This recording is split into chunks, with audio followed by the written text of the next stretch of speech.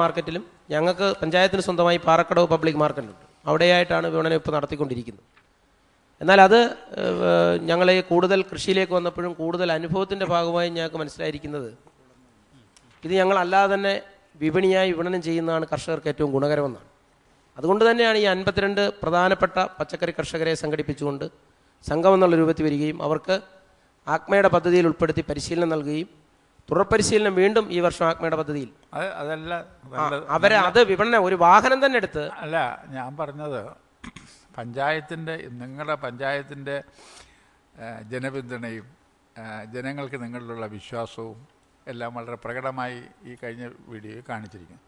ഇതിനെ മുതലെടുത്തുകൊണ്ട് എന്തുകൊണ്ട് നിങ്ങളുടെ പഞ്ചായത്തിനുണ്ടാകുന്ന പച്ചക്കറിയും മീനും മറ്റ് വിഭവങ്ങളും വിൽക്കുന്നതിന് ഒരു പഞ്ചായത്ത് ഡെവലപ്മെൻറ്റ് സൊസൈറ്റി രൂപീകരിച്ചുകൂടാ?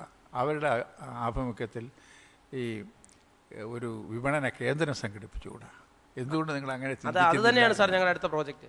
വിപണന കേന്ദ്രം തന്നെയാണ്. കേന്ദ്രമല്ല, ഒരു വാഹനത്തിൽ ഞങ്ങളെ ശരിക്കും ഞങ്ങളുടെ പഞ്ചായത്തിൽ ഒരു വിപണന കേന്ദ്രം സ്ഥാപിച്ചതുകൊണ്ട് ഞങ്ങൾക്കൊരു വലിയ സാധ്യതയില്ല. അത് വന്ന ആളുകൾക്കൊക്കെ അറിയാം. അവിടേക്ക് ഇപ്പം ഞങ്ങളുടെ മിക്ക ആളുകളുടെയും ഒരു പകുതി കൂടുതൽ ആളുകൾക്കും കുറച്ച് പച്ചക്കറിയൊക്കെ അവരവരുടെ വശത്തിൽ തന്നെ ഉണ്ട്. മറിച്ച് ഞങ്ങളിത് ഒരു വാഹനത്തിൽ തന്നെ ഇത് ശൂരനാട് ജൈവ പച്ചക്കറി എന്ന പേരിൽ സാറ് സൂചിപ്പിച്ചതുപോലെ തന്നെ PDS മോഡൽ അത് തന്നെ പഞ്ചായത്ത് ഡെവലപ്മെൻറ്റ് സൊസൈറ്റി തന്നെ രൂപീകരിച്ചുകൊണ്ട് കാലാകാലങ്ങളിൽ വരുന്ന പഞ്ചായത്ത് സമിതിയുടെ പ്രസിഡന്റും കൃഷി ഓഫീസറും അതിൽ അംഗങ്ങളായിക്കൊണ്ട് പഞ്ചായത്തിൻ്റെ കൂടി നിയന്ത്രണത്തിൽ ഈ കർഷകരെ കൊണ്ടൊരു സൊസൈറ്റി രൂപീകരിച്ച് വാഹനത്തിൽ തന്നെ വിപണിയിലെത്തിക്കുക എന്നുള്ളതാണ് ഞങ്ങളുടെ മൃഗസംരക്ഷണ മേഖലയിൽ. അവിടെ ഒരുപാട് കുളങ്ങളുണ്ട്, ഒരുപാട് ഫാലോ ലാൻഡ്സ് ഉണ്ട്. എന്തുകൊണ്ട് നിങ്ങൾ അവിടെ ഒരു വലിയ എരുമ പ്രോജക്റ്റ് തുടങ്ങുന്നില്ല? തീർച്ചയായിട്ടും വലിയ സാധ്യതയുള്ളൊരു കാര്യമാണ്. അത് തന്നെ ആലപ്പുഴ ജില്ലയാണ് അതിനെ ഐഡൻറ്റിഫൈ ചെയ്യുന്നത്. അതിന് പഞ്ചായത്ത് മുൻകൈ എടുക്കണം. ഒരു 1000 എരുമകളെ കൃഷിക്കാർക്ക് വിതരണം ചെയ്യാനും അതനുസരിച്ച് പാലുൽപാദനം വർദ്ധിപ്പിക്കുന്നതിനായിട്ടുള്ള പ്രോജക്റ്റ് തയ്യാറാക്കണം. ഞങ്ങൾ ഈ വർഷത്തെ പദ്ധതിയിൽ വ്യക്തികൾക്ക് അല്ല, ഞാൻ പറഞ്ഞത് പഞ്ചായത്തിൻ്റെ വികസനത്തിൻ്റെ അടുത്ത ഘട്ടമായി ഇത്തരത്തിലുള്ള പ്രോജക്റ്റുകൾ മൃഗസംരക്ഷണ വകുപ്പും ഡയറി വകുപ്പും മാത്രമല്ല സർവകലാശാലയും മിൽമയും ഒക്കെ ചേർന്ന് ഉണ്ടാക്കാൻ ശ്രമിക്കുമോ? തീർച്ചയായിട്ടും. ശരി. കനാൽ ലൈനിങ്ങിന് വേണ്ടിയിട്ട് ഭൂവസ്ത്രം കയർ ജിയോ ടെക്സ്റ്റൈൽ ഉപയോഗിച്ച് വളരെ നല്ലൊരു നീക്കമാണ് ഇത്. ആലപ്പുഴ ജില്ലയിലെ ചില സ്ഥലത്തേക്ക് ചെയ്തിട്ടുണ്ട്. നിങ്ങൾക്ക് എവിടെ നിന്നാണ് ഈ ആശയം കിട്ടിയത്? എങ്ങനെയാണ് ഇത് ചെയ്യാൻ ധൈര്യം വന്നത്? ഡിപ്പാർട്ട്മെൻറ്റ് സമ്മതിക്കില്ലല്ലോ അല്ലേ? ഇല്ല സാർ, വലിയൊരു ദുരനുഭവമായിരുന്നു. നിങ്ങളെല്ലാവരും ശ്രദ്ധിക്കേണ്ട ഒരു കാര്യമാണ്. ഞങ്ങളുടെ സമിതിക്കുണ്ടായൊരു അനുഭവം. ഞങ്ങളിതിങ്ങനെ ഈ പ്രവർത്തനം നടക്കുന്നു എന്ന് പറഞ്ഞാൽ ആദ്യം പോകുന്ന ആറാട്ടുപുഴയിലാണ്.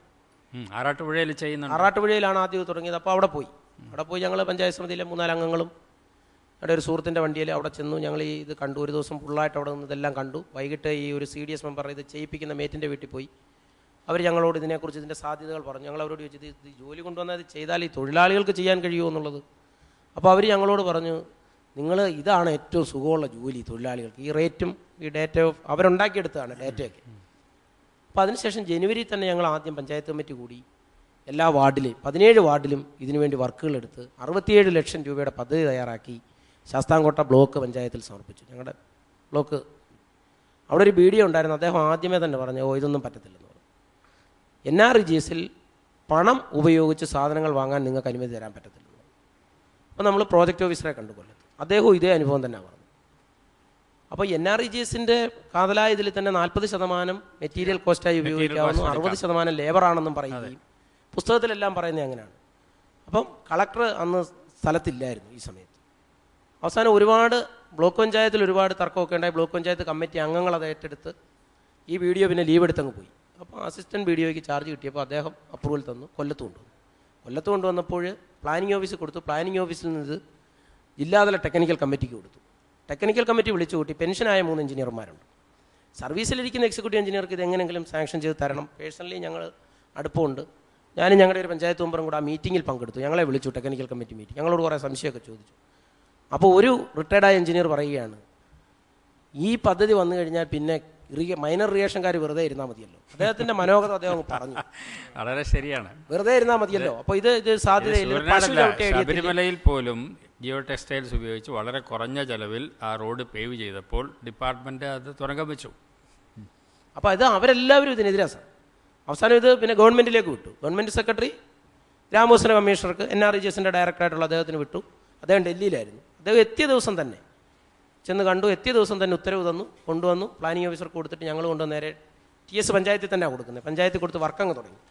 വർക്ക് തുടങ്ങിയപ്പോഴത്തേക്ക് പുതിയ വീഡിയോ വന്ന ആൾ ഇതിന് പൂർണ്ണ സപ്പോർട്ടാണ്. ഇപ്പോൾ എല്ലാവരും സപ്പോർട്ടാണ്. ഞങ്ങൾ മറ്റ് പഞ്ചായത്തുകൾക്ക് ഞങ്ങളുടെ പഞ്ചായത്തിന് തന്ന ഉത്തരവാണ്, ശൂരനാട് വടക്ക് ഗ്രാമപഞ്ചായത്തിന് വേണ്ടി തന്ന ഉത്തരവാണ് ബാക്കിയുള്ള ഗ്രാമപഞ്ചായത്തിനെല്ലാം അയച്ചു കൊടുത്തിരിക്കുന്നത്. ഞങ്ങൾ ഏതാണ്ട് 40 ലക്ഷം രൂപ കഴിഞ്ഞു. വളരെ നല്ല സംഗതിയാണ്. നിങ്ങൾ ഒരു നിർദ്ദേശം എനിക്കുള്ളത്, നിങ്ങൾ ഈ പ്രവർത്തനത്തിൻ്റെ ഓരോ ഘട്ടവും ഡോക്യുമെൻ്റ് ചെയ്യണം. ഫോട്ടോഗ്രാഫ് എടുക്കുക, വീഡിയോ എടുക്കുക. അത് വളരെ അതിനൊരു അക്കാദമികമായിട്ടുള്ള ഒരു വലിയ ഗുണം കൂടിയുണ്ട്. നിങ്ങളുടെ പഞ്ചായത്തിൻ്റെ പ്രദേശത്തിന് ഒരു വൃദ്ധസദനമുണ്ടെന്ന് കാണുന്നുണ്ട്. അതിൽ പഞ്ചായത്തിൻ്റെ എന്തെങ്കിലും കോൺട്രിബ്യൂഷൻ ഉണ്ടോ? കഴിഞ്ഞ പഞ്ചായത്ത് സഭയുടെ കാലത്ത് ഞങ്ങൾ 65 സെൻറ്റ് സ്ഥലം വാങ്ങിച്ച് മനോഹരമായ കെട്ടിടം പണിഞ്ഞു. വൃദ്ധസദനത്തിന് ആവശ്യമായ പ്രോജക്റ്റ് തയ്യാറാക്കി. പക്ഷേ തുടർന്നുള്ള പ്രവർത്തനങ്ങൾ നടത്തുവാൻ കഴിഞ്ഞിട്ടില്ല. കാരണം അത് ഈ വൃദ്ധസദന നടപ്പ് സംബന്ധിച്ച് ഞങ്ങൾക്ക് ഒരുപാട് അഭ്യൂഹങ്ങളുണ്ട്. എങ്ങനെ നടത്തിക്കൊണ്ട് പോകാൻ കഴിയും എന്നുള്ളതിനെ സംബന്ധിച്ച് ഞങ്ങൾക്ക് ഒത്തിരി സംശയങ്ങളുണ്ടായിരുന്നു. എന്നാൽ ഞങ്ങൾ ഈ അടുത്ത കാലത്ത് ഒരു സമിതി രൂപീകരിച്ചു. വിവിധ രാഷ്ട്രീയ പാർട്ടികളുടെയും മറ്റ് സാമൂഹ്യ സംഘടനകളെല്ലാം തന്നെ വിളിച്ചുകൊണ്ട് ഒരു 9 അംഗ സമിതി രൂപീകരിച്ചുകൊണ്ട് അത് പഠിച്ച് ഇതെങ്ങനെ നടത്താൻ കഴിയും, ഈ വൃദ്ധസദനം എങ്ങനെ നടത്താൻ കഴിയും എന്നുള്ളത് സംബന്ധിച്ച് ഒരു സമിതി രൂപീകരിച്ച് എൻ്റെ പ്രവർത്തനം ആരംഭിച്ചു കഴിഞ്ഞു. എൻ്റെ ഫസ്റ്റ് സിറ്റിംഗ് കഴിഞ്ഞ ദിവസം നടത്തി കഴിഞ്ഞു. അങ്ങനെ ഒരു സ്ഥാപനത്തിന് ആവശ്യം പഞ്ചായത്തിലുണ്ടെന്ന് മനസ്സിലാക്കിയതിൻ്റെ ബേസിസിലാണോ അത് ചെയ്തത്? തീർച്ചയായിട്ടും ഉണ്ട്. അത് നമ്മുടെ സംസ്ഥാനത്താകെ തന്നെ ഉള്ള അതിൻ്റെ ഭാഗമായി തന്നെ ആ പഞ്ചായത്തിലുണ്ട്. ഒട്ടേറെ വൃദ്ധർ കഷ്ടത അനുഭവിക്കുന്നവരുണ്ട്, ബുദ്ധിമുട്ടുന്നവരുണ്ട്. അപ്പോൾ അതുകൊണ്ട് തന്നെ ഞങ്ങളവരെ സഹായിക്കണം എന്നുള്ള ലക്ഷ്യം വെച്ചുകൊണ്ട് തന്നെയാണ് ഇങ്ങനെയൊരു. ഭവനരഹിതരുടെ എണ്ണം 302 അതിൽ തന്നെ SC/ST വിഭാഗത്തിൻ്റെ 72 പേർക്ക് വീടില്ല. അപ്പോൾ കഴിഞ്ഞതിലൊന്നും നടപ്പാക്കാൻ പറ്റാതെ പോയ വീടുകളാണോ ഇത്, അതോ ഇവർക്ക് വേണ്ടിയിട്ട് ആരംഭിച്ചു കഴിഞ്ഞിട്ടുണ്ടോ? ഭവന പദ്ധതി പൂർണ്ണമായി കഴിഞ്ഞു. എല്ലാവർക്കും വീട് കൊടുക്കാനുള്ള സാഹചര്യമായി കഴിഞ്ഞു. പൂർണ്ണമായിട്ടും എഗ്രിമെൻ്റ് വെച്ച് അതിൻ്റെ പ്രവർത്തനം നടന്നു വരുന്നു. SC/ST ഇല്ല, SC വിഭാഗത്തിൽപ്പെട്ട കുറച്ച് ആളുകൾ വീട് വെക്കുന്നതിന് ചില തടസ്സങ്ങളുണ്ട് സാർ. ഈ കോളനികളിലൊക്കെ താമസിക്കുന്നവർക്ക് പട്ടയമില്ലാത്തവർ, വേറൊരാൾക്ക് പട്ടയം കിട്ടിയ വസ്തുവിൽ കൈവശരേഖ വാങ്ങി താമസിക്കുന്നവർ, അത് ഞങ്ങൾ ജില്ലാ കളക്ടറെ സമീപിച്ചു. അപ്പോൾ അത് കളക്ടർക്ക് മാത്രം തീരുമാനമെടുക്കാൻ പറ്റത്തില്ല. ഒരാൾക്ക് പട്ടയം കൊടുത്തുപോയ വസ്തുവാണ്. അപ്പോൾ അത് ഗവൺമെൻറ്റിൻ്റെ ഒരു പരിഗണനയ്ക്ക് വേണ്ടി റവന്യൂ വകുപ്പിനെ സമീപിച്ചിരിക്കുകയാണ്. ആ ഉത്തരവ് കൂടി കിട്ടിയാൽ എല്ലാവർക്കും SCക്ക് വീട് കൊടുക്കുന്നതിന് ഒരു തടസ്സവുമില്ല, ഫണ്ടുണ്ട്. നമുക്ക് പട്ടികജാതി വികസന വകുപ്പിൻ്റെയും ഇന്ദിരാവാസ് യോജന പദ്ധതിയിലും ഞങ്ങളുടെ വിഹിതം കൂടി അടച്ച് ആവശ്യത്തിനുള്ള വീടുകൾ കിട്ടിയിട്ടുണ്ട്. ജനറൽ വിഭാഗത്തിൽ തന്നെയും മുഴുവൻ ആളുകൾക്കും EMS പാർപ്പിട പദ്ധതി പൂർണ്ണമാകുമ്പോൾ മുഴുവൻ ആളുകൾക്കും വീട് കിട്ടുന്ന, പൂർണ്ണമായും വീട് കിട്ടും. ജനകീയ പാർപ്പിട പദ്ധതി നടപ്പാക്കിയ പഞ്ചായത്ത് കൂടിയാണ്. നേരത്തെ ഏതാണ്ട് 95-2000 ഭരണസമിതി കൊല്ലം ജില്ലയിൽ നടപ്പാക്കിയ ജനകീയ പാർപ്പിട പദ്ധതിയിൽ 300-ലധികം ആളുകൾക്ക് പഞ്ചായത്ത് ഹഡ്കോയിൽ നിന്ന് ലോൺ എടുത്ത് ജില്ലാ പഞ്ചായത്തുമായി ചേർന്ന് വീട് കൊടുത്ത ഗ്രാമപഞ്ചായത്ത് കൂടിയാണ്. പിന്നെ SC/ST കുട്ടികൾക്ക് വേണ്ടിയിട്ട് പ്രത്യേകമായിട്ടുള്ള വിദ്യാഭ്യാസത്തിൽ കൂടുതൽ പരിശീലനം കൊടുക്കാൻ എന്താണ് പദ്ധതികൾ നടപ്പാക്കിയിട്ടുണ്ട് എന്ന് പറഞ്ഞു, എന്താണെന്നുള്ളത്? SC/ST കുട്ടികൾക്ക് വേണ്ടി പ്രത്യേക വിദ്യാഭ്യാസ പദ്ധതി നടപ്പാക്കിയിട്ടില്ല. പക്ഷേ നമുക്ക് വിദ്യാഭ്യാസ മേഖലയിൽ എല്ലാവർക്കും വേണ്ടിയുള്ള പദ്ധതിയാണ്. അവർക്ക് സ്റ്റൈഫൻറ്റും മറ്റു കാര്യങ്ങളും കിട്ടും. ബാക്കി സ്കൂളിൻ്റെ സൗകര്യങ്ങൾ, വീടിൻ്റെ സൗകര്യങ്ങൾ, കോളനികളിൽ 5 സാംസ്കാരിക നിലയങ്ങൾ തന്നെ കോളനികളിൽ ഞങ്ങൾ സ്ഥാപിച്ചിട്ടുണ്ട്. അവരുടെ വിദ്യാഭ്യാസ നിലവാരം ഉയർത്താൻ വേണ്ടിയിട്ട് പദ്ധതികളൊന്നുമില്ല. അവരുടെ വിദ്യാഭ്യാസ നിലവാരം ഉയർത്തുന്നതിന് വേണ്ടി പ്രത്യേകമായ പദ്ധതികളില്ല. വിദ്യാഭ്യാസ മേഖലയിൽ 2 തരം പദ്ധതികൾ നടപ്പാക്കുക എന്ന് പറയുമ്പോൾ ഈ SC/ST കുട്ടികളെ പോലെ തന്നെ മുന്നോക്ക വിഭാഗത്തിൽപ്പെട്ട വളരെ പാവപ്പെട്ട കുട്ടികളുണ്ട്. SC/STയിലെ അതൊരു സാമൂഹ്യ പ്രശ്നം കൂടിയാണ്. നമ്മൾ ചിലപ്പോൾ ഈ സ്റ്റൈഫൻറ്റ് പോലും കൊടുക്കുമ്പോൾ അതിനേക്കാൾ ബുദ്ധിമുട്ട് അനുഭവിക്കുന്ന മുന്നോക്ക വിഭാഗത്തിലെ കുട്ടികളുണ്ട്. അതുകൊണ്ട് വിദ്യാഭ്യാസ മേഖലയിൽ നടപ്പാക്കുന്ന പ്രോജക്റ്റ് എല്ലാം തുല്യമായി തന്നെയാണ് നടപ്പാക്കുന്നത്, എല്ലാവർക്കും കിട്ടത്തപ്പോൾ. അംഗൻവാടിയിലായാലും SC ഫണ്ട് എടുത്ത് അങ്ങനെ ഒരു പ്രോജക്റ്റ് നടപ്പാക്കാൻ ശ്രമിക്കാറ്. ഫ്രണ്ട് ഓഫീസിൻ്റെ കാര്യം അവർക്കറിയാൻ കൂടെ ഒന്ന് പറയണം. സേവനങ്ങൾ ആൾക്കാർ വരുമ്പോൾ ചെയ്യാനുള്ള സംവിധാനം പഞ്ചായത്ത് ഓഫീസിൽ ഫ്രണ്ട് ഓഫീസ് വഴി സർട്ടിഫിക്കറ്റ് ഒക്കെ എത്ര കാലാവധി എടുക്കും? അപ്പോൾ വളരെ പെട്ടെന്ന് കൊടുക്കാൻ കഴിയുന്ന സർട്ടിഫിക്കറ്റ് ഒക്കെ അന്ന് തന്നെ കൊടുക്കുന്നുണ്ട്. റെസിഡൻഷ്യൽ സർട്ടിഫിക്കറ്റ് അതുപോലെയൊക്കെയുള്ള കാര്യം. ജനന മരണ സർട്ടിഫിക്കറ്റ് ഒക്കെ ആ ദിവസങ്ങൾ 3 ദിവസം ആ പീരീഡ് നമ്മൾ വെച്ച് പൗരാവകാശ രേഖ ഇറക്കി അതെല്ലാം അവിടെ പ്രസിദ്ധപ്പെടുത്തിയിട്ടുണ്ട്. മുഴുവൻ സേവനങ്ങളും ഫ്രണ്ട് ഓഫീസ് വഴി തന്നെയാണ് ഇപ്പോൾ നൽകുന്നത്.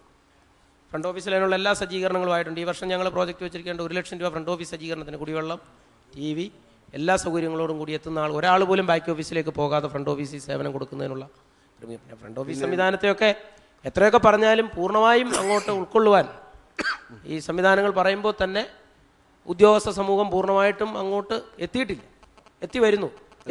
കമ്പ്യൂട്ടർ പരിശീലനം സിദ്ധിച്ചവരുണ്ടോ? കമ്പ്യൂട്ടർ പരിശീലനം ശ്രദ്ധിച്ച് അതും എല്ലാവർക്കും പരിശീലനം കൊടുത്തിട്ടുണ്ട്. പക്ഷേ കമ്പ്യൂട്ടർ ഓപ്പറേറ്റ് ചെയ്യാൻ കഴിയുന്ന ഒരാൾ മാത്രമാണ്. എങ്ങനെയുണ്ടായിരുന്നു ചർച്ചയൊക്കെ? നല്ല അനുഭവം തന്നെയായിരുന്നു. ഇനി മാർക്ക് അറിയാനുള്ള സമയമാണ്. കണ്ണമാഷെ, 3 പ്രസിഡന്റുമാരെ ഒരുമിച്ച് കൊണ്ടുവന്നിട്ടുള്ള ആദ്യത്തെ പഞ്ചായത്താണെന്നാണ് എനിക്ക് തോന്നുന്നത്. അപ്പോൾ അതുകൊണ്ട് തന്നെ നിങ്ങൾക്കെല്ലാവർക്കും പഞ്ചായത്തിനോടുള്ള ഒരു എന്താ പറയുക സ്നേഹത്തെയും വികസനത്തോടുള്ള സമീപനത്തെയും അത് സൂക്ഷിക്കുന്നത്, അത് കാണിക്കുന്നത്. അപ്പോൾ അതിനായിട്ട് ഞാനൊരു അരമാർക്ക് കൂട്ടിയിട്ടുണ്ട്. 15-ൽ 12. 15-ൽ 12.5. 10-ൽ 8. 10-ൽ 7.5. 10-ൽ 7.5. 10-ൽ 8.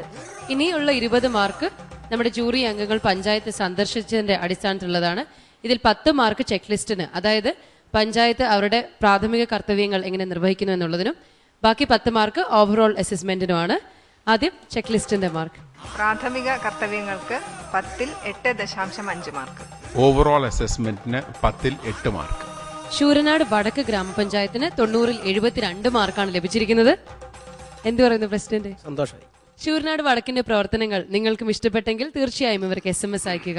SMS അയക്കേണ്ട format GKE space SNDN space 10-ൽ നിങ്ങൾ നൽകാൻ ആഗ്രഹിക്കുന്ന മാർക്ക് കേരളത്തിനകത്തു നിന്നും 537252 എന്ന നമ്പറിലേക്കും കേരളത്തിന് പുറത്ത് ഇന്ത്യയിൽ എവിടെ നിന്നും 5607 എന്ന നമ്പറിലേക്കും SMS അയക്കാവുന്നതാണ്.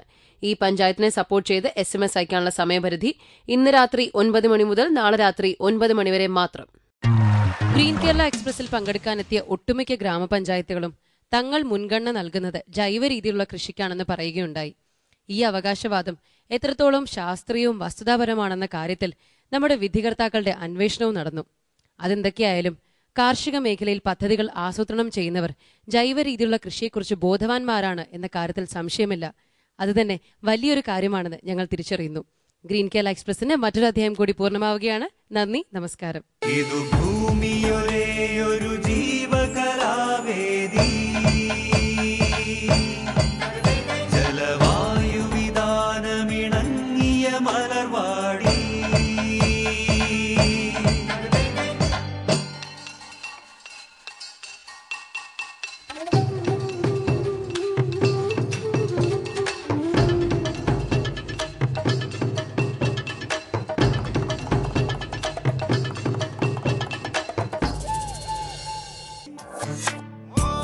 ശുചിത്വ കേരളം, സുന്ദര കേരളം, ഗ്രീൻ കേരള എക്സ്പ്രസ് നിങ്ങൾക്കായി അവതരിപ്പിച്ചത് ശുചിത്വ മിഷൻ. എന്റെ കേരളം മാലിന്യമുക്തം.